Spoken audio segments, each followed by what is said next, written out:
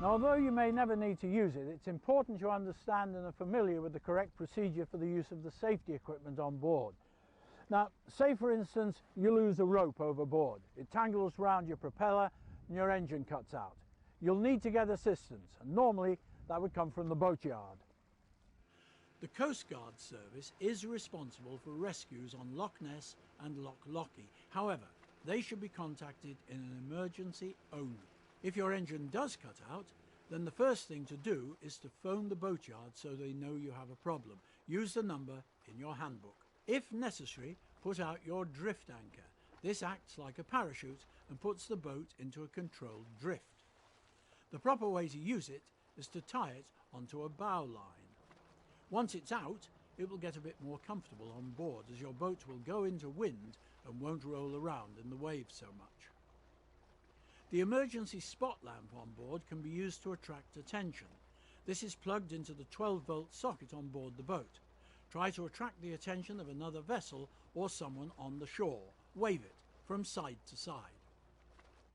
So if you see a light or people waving trying to attract attention, do go and investigate, but don't go too close. You might just compound the situation. You just want to make sure that help is on the way. And whatever happens, under no circumstances attempt to tow a boat. It can be very dangerous unless you're experienced.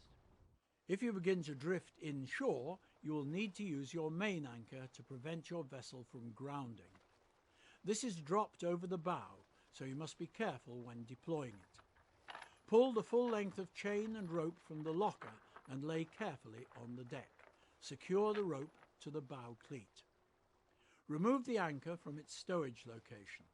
Pick it up, drop it underneath the handrail over the bow of the boat, and immediately step away, keeping clear of the chain. It's possible to seriously injure yourself when deploying an anchor, so you must be extremely careful at all times. If you have a severe emergency situation on board, say the boat is on fire or you have water flooding into the boat, you need to get help immediately. If you have a telephone, like in any emergency situation, you can get help by dialing 999. This will create a full emergency alert, and a helicopter and Coast Guard will probably be sent to attend. If you don't have a telephone, you need to use a flare. To use a flare, follow the instructions on the side. Hold it at arm's length, keep it well out. You need to stand with the wind blowing away from you and with the flare as high as you can. The chances of you being in a position to have to set off a flare really are very small, and it's unlikely that your boat engine will cut out. But if your drift anchor is out and the boatyard's aware of your situation, then all you've got to do is to sit still and wait, because it'll never be long before assistance is with you, and you'll be perfectly safe on board. You should never even think about abandoning the boat unless it's absolutely necessary. For example, if the boat's on fire or if it's rapidly sinking. It's always safe to stay on the boat and wait for assistance to arrive.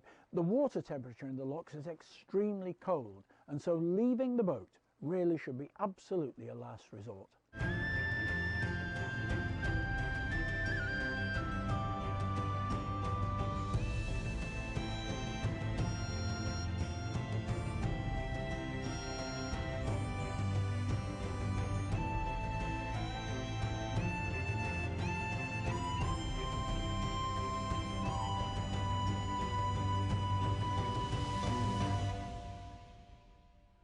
So here we are, all settled in for the night. We hope that the tips and information we've given you are helpful, but don't forget there's plenty more in your boating guide and handbook, so make sure all your crew gets a chance to read it. Make sure you check up on these things, guys. So thanks for watching. Have an enjoyable holiday on the Caledonian Canal. Cheers.